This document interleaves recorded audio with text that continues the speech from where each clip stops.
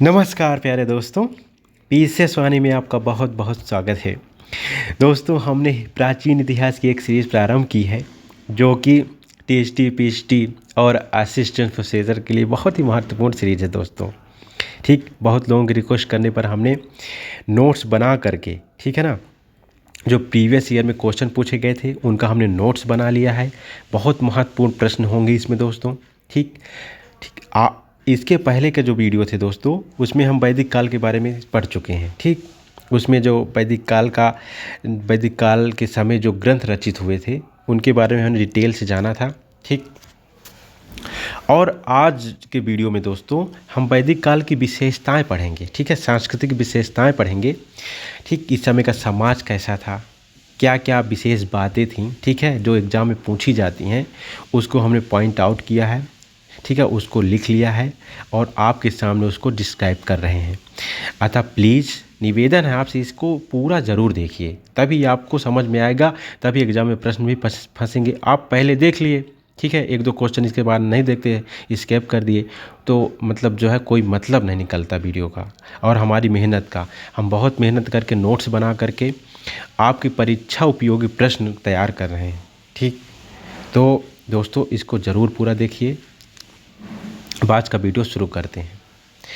आज पढ़ेंगे दोस्तों हम, ठीक है, वैदिक काल के बारे में। इसके पहले दोस्तों हमने 7 वीडियो अपलोड किए हैं, उनको जाके आप ज़रूर देखिएगा। हिस्ट्री के वैदिक काल का जो समाज था दोस्तों, ठीक है, ग्रामीण सभ्यता थी। ये जो वैदिक काल की सभ्यता थी ये ग्रामीण सभ्यता थी दोस्तों। सिंधु घाटी की सभ्यता नगरीय सभ्यता थी। क्वेश्चन पूछे जा चुके हैं। ठीक, इस समय का जो समाज था पितृसत्तात्मक था, लेकिन सिंधु घाटी सभ्यता का समाज मातृ सत्तात्मक था। ठीक है, मातृ सत्तात्मक। उस समय जो है माता की प्रधानता थी सिंधु घाटी सभ्यता के समय, लेकिन वैदिक काल में पिता की प्रधानता थी दोस्तों। ओके, अब आगे चलते हैं। वैदिक संहिता यानी जो वैदिक काल में जो ये समय के ग्रंथ थे, ठीक है ना, यानी वेदों की बात हो रही, संहिता वेदों कहा जाता था ना। तो वेदों में कुल 31 नदियों का उल्लेख है। कितनी? 31 नदियों का। ठीक, और ऋग्वेद जो सबसे प्राचीन वेद था, 4 वेद होते हैं, उनमें से सबसे प्राचीन वेद ऋग्वेद था। इसमें 25 नदियों का उल्लेख है। ऋग्वेद का नदी सूक्त है दोस्तों। ये क्वेश्चन पूछा गया कि नदी सूक्त का वर्णन किस मंडल में है। ऋग्वेद में 10 मंडल हैं, तो ऋग्वेद के 10वें मंडल में दोस्तों नदी सूक्त का वर्णन है, ठीक है, उल्लेख किया गया है। तो नदी सूक्त में 21 नदियों का उल्लेख है दोस्तों। क्वेश्चन पूछा जा चुका है कि जो ऋग्वेद का नदी सूक्त है, ठीक है ना, 21 मंडल में है, तो 10वें मंडल में है दोस्तों। और 10वें मंडल में पुरुष सूक्त भी है दोस्तों, जिसमें चार वर्णों का उल्लेख है। ठीक है, 10वें मंडल में पुरुष सूक्त भी है जिसमें 4 वर्णों का उल्लेख किया गया है। ठीक, ये क्वेश्चन अक्सर पूछे जाते हैं दोस्तों। और जो नदी थी उनमें सबसे सर्वाधिक बार सिंधु नदी का उल्लेख किया गया है। ऋग्वेद में सर्वाधिक बार सिंधु नदी का उल्लेख किया गया है। और जो सबसे पवित्र नदी थी, पवित्र नदी, उसका नाम है सरस्वती। इसे देवीतमा, नदीतमा, मातेतमा भी कहा जाता था, मातेतमा। ठीक है, ये इसके अन्य नाम हैं दोस्तों। ठीक है, अब आगे चलते हैं। शतपथ ब्राह्मण ग्रंथ, ठीक है, ये दोस्तों यजुर्वेद का ग्रंथ है, यजुर्वेद से संबंधित है। यजुर्वेद था ना दोस्तों, जो गद्य पद में रचित है। ठीक है, तो कर्मकांडों से संबंधित है यजुर्वेद। तो यजुर्वेद का ग्रंथ शतपथ ब्राह्मण ग्रंथ है। इस पर दोस्तों रेवा, जो वर्तमान जिसका नाम नर्मदा नदी है, ठीक है, उल्लेख है दोस्तों उसका। और वर्तमान गंडक नदी का उस समय का नाम सदानीरा था। उस समय सदानीरा ऋग्वैदिक काल में कहा जाता था दोस्तों। ठीक है, उसका भी शतपथ ब्राह्मण ग्रंथ में उल्लेख है। शतपथ ब्राह्मण ग्रंथ में रेवा और सदानीरा नामक नदियों का उल्लेख किया गया है दोस्तों। ठीक, अब आगे देखते हैं। ऋग्वेद में संयुक्त परिवार प्रथा का उल्लेख है दोस्तों। इस समय दादा, नानी, नाती, पोते के लिए एक शब्द नप्त का उल्लेख किया गया है दोस्तों।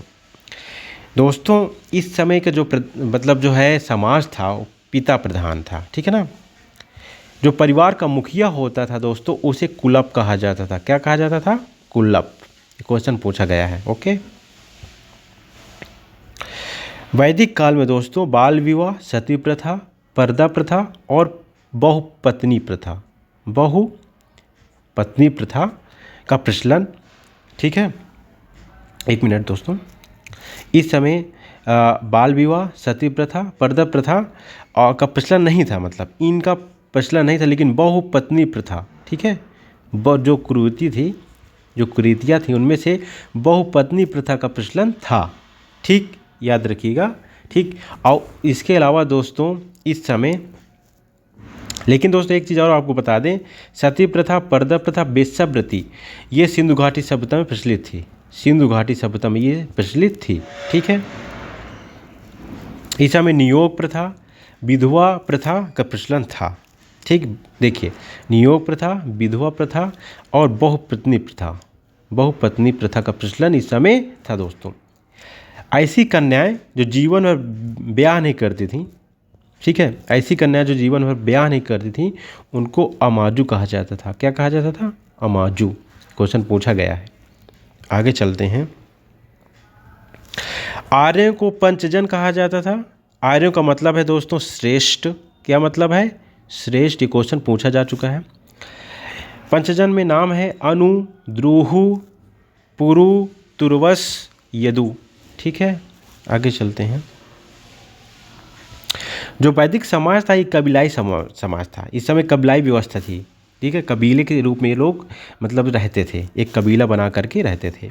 कबीले के राजा होता था, एक कबीले में एक राजा होता था जिसकी नियुक्ति समिति करती थी। अब देखिए, ऋग्वेद काल में दोस्तों, ठीक है ना, 3 संस्थाएं प्रसिद्ध थीं।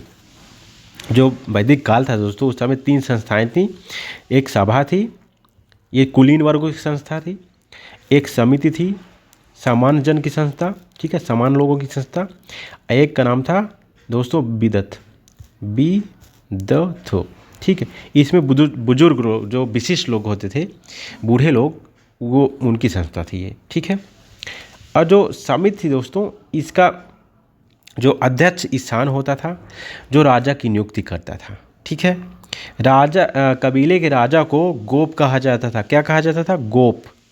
क्वेश्चन पूछा जा चुका है। देखिए, जो क्रम था, ठीक है ना, नीचे से दोस्तों पहले जो मतलब जो परिवार होता था, परिवार के मुखिया को कुलप कहा जाता था, और फिर ग्राम बनता था दोस्तों, परिवारों से मिलकर के ग्राम बनता था, तो ग्राम के मुखिया को ग्रामीण कहा जाता था, ग्रामीणी, ठीक है।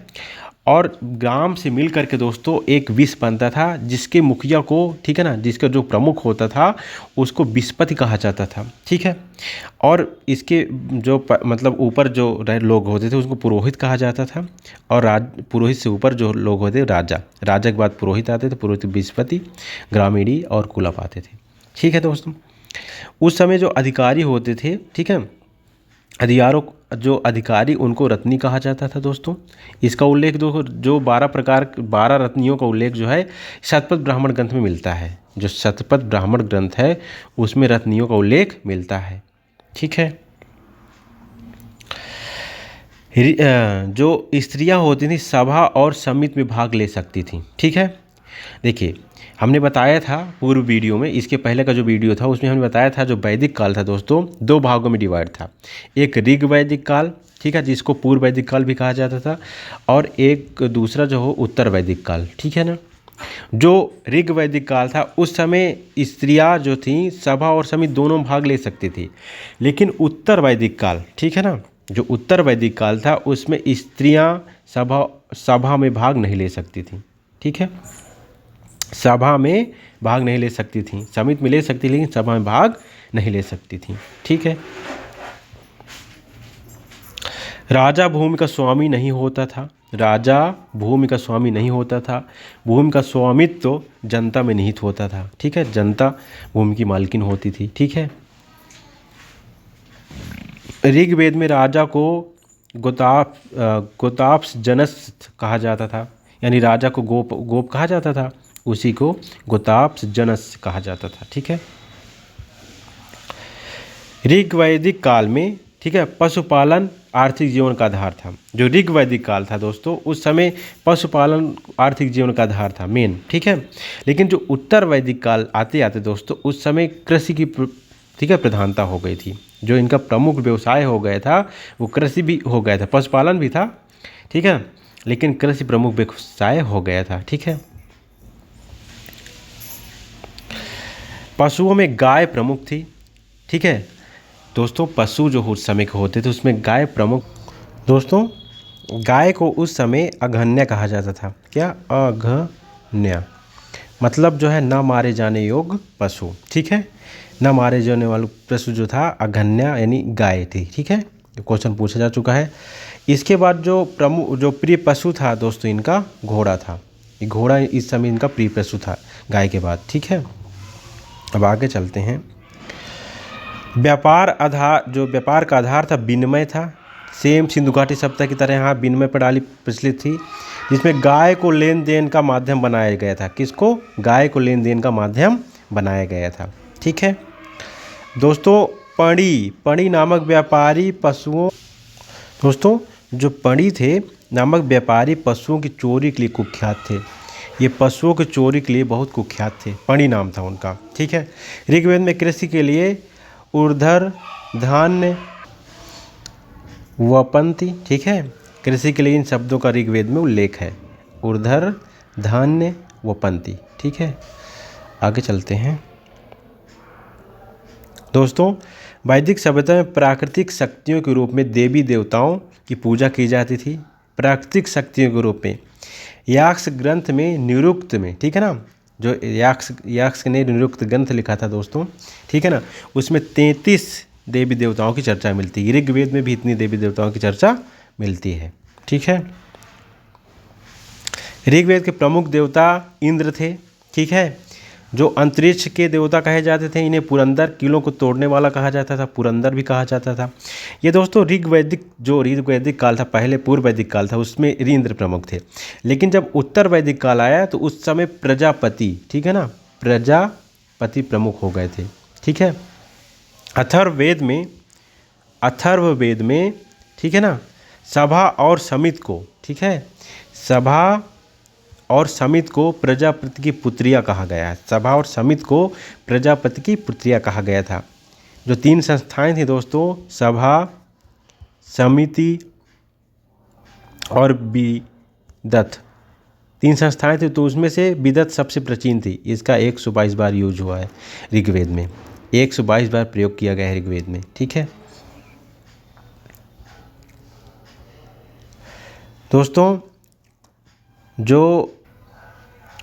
दोस्तों, सभा का प्रयोग जो है 8 बार किया गया था ऋग्वेद में, और समित का 9 बार।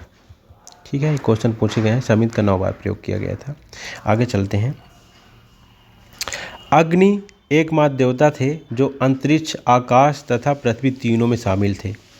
अब इंद्र का प्रयोग हम बता चुके हैं, ये 250 बार किया गया था, और अग्नि का प्रयोग शायद 200 बार किया गया था। ठीक है, पूर्व के वीडियो में हमने जिसका जो मतलब देवी देवता है किनका कितनी बार प्रयोग किया गया है ऋग्वेद में, उसका उल्लेख किया है हमने। ठीक है, जो वरुण देवता थे दोस्तों, इनको जल का देवता कहा जाता था। ठीक है, इनको ऋषभ गोपा भी कहा जाता था।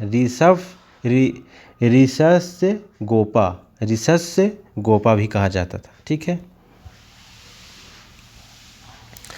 पर्जन्य को वर्षा नदी के देवता के रूप में जाना जाता था। पर्जन्य थे दोस्तों, उनको वर्षा और नदी के देवता के रूप में जाना जाता था। ठीक है, सर्वाधिक महत्वपूर्ण देवी उषा प्रभात की देवी थी। इस समय की सर्वाधिक महत्वपूर्ण देवी जो थी उनका नाम उषा था। ठीक है, ऋग्वैदिक काल में प्रमुख देवता ऋग्वेद, ठीक है, जो ऋग्वैदिक काल था उस समय के प्रमुख देवता इंद्र थे। ठीक है, बाद में जब उत्तर वैदिक काल आता है दोस्तों, हम बता दिए हैं कि उसमें प्रजापति प्रमुख देवता हो गए थे। प्रजापति दोस्तों सृजन के देवता के नाम से जाने जाते थे। इनको क्या कहा जाता? सृजन के देवता। ठीक है, अब आगे चलते हैं। उत्तर वैदिक काल में, ठीक है, रुद्र और विष्णु देवताओं का महत्वपूर्ण स्थान हो गया था। रुद्र मतलब भगवान शिव, ठीक है, विष्णु देवताओं का महत्वपूर्ण स्थान हो गया था। वैदिक काल में मूर्ति पूजा प्रचलन नहीं थी। लेकिन सिंधु घाटी सप्तम मूर्ति पूजा का प्रचलन था, लेकिन वैदिक काल में ऐसा नहीं था। ठीक।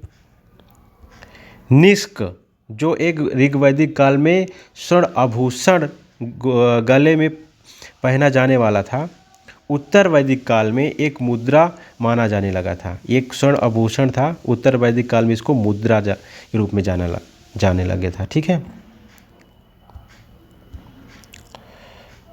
दोस्तों, उपनिषद काल के जो राजा थे, ठीक है, उसमें के को अश्वपति, ठीक है, के राजा जो थे, ये स्थान था, उसके राजा अश्वपति थे। काशी के राजा को अजातशत्रु, काशी में जो राजा थे अजातशत्रु थे। विदेह के राजा को जनक कहा जाता था। ठीक है, और कुरु, ठीक है, पुरु और भारत से मिलकर जो बना था, उसके राजा उद्दोलक अरुणी थे। ये क्वेश्चन पूछे गए हैं। पंचाल, तुर्वस और क्रीवी को मिलाकर के जो बना था, उसके राजा प्रवाहण जयविली थे। ठीक है, उत्तर वैदिक काल में निष्क, ठीक है, शतमान, कृष्ण, पाद मुद्रा के प्रकार थे। निष्क जो गले में पहने जाने वाला आभूषण था, एक प्रकार की मुद्रा बन गई थी उत्तर वैदिक काल में। ठीक है, उत्तर वैदिक काल में स्वर्ण, लोहे के अतिरिक्त टीन, तांबा, चांदी, शीशा से परिचित हो चुके थे यहाँ के लोग। ठीक है, यानी मतलब जो है स्वर्ण और लोहे के अतिरिक्त, ठीक है, मतलब ये ऋग्वैदिक काल में स्वर्ण और लोहे से परिचित थे। लेकिन एक चीज़ बता दें दोस्तों, लोहे और चांदी का उल्लेख ऋग्वैदिक काल में नहीं है। ठीक, लोहे ये जो लोहा था और चांदी का उल्लेख ऋग्वेद में नहीं मिलता है। ठीक है, शिक्षा प्राप्त के पश्चात समापवर्तन संस्कार होता था। समापवर्तन मतलब समाप्त। ठीक है, शिक्षा समाप्त हुई। नवीन बौद्धिक आंदोलन इस समय हुए थे दोस्तों कुछ। ठीक, वो थे पूरन कश्यप जो संबंधित थे, अक्रियावादी थे ये दोस्तों। अक्रियावादी पूर्ण नाम है दोस्तों, पूरन कश्यप। ये अक्रियावादी आंदोलन संबंधित थे, अक्रियावादी कहा जाता था इनको। मखली पुत्र गोपाल, ठीक है ना, जो मखली पुत्र गोपाल थे, ठीक है ना, तो ये जो है आजीवक संप्रदाय के संस्थापक थे। क्या ना, ये मखली पुत्र गोपाल ये आजीवक संप्रदाय था दोस्तों, उसके संस्थापक थे। ये जो है नियति यानी भाग्यवाद जो है सिद्धांत पर विश्वास करते थे। जो इनका सिद्धांत, जो इनकी मान्यता नियतवादी थी। ठीक है ना, भाग्यवादी थे ये। अजीत, ठीक है, अजीत किस कलम्बनिन ये संबंधित थे। इनके जो मान्यताएं थी नितांत भौतिकवादी थे ये दोस्तों, नितांत भौतिकवादी थे।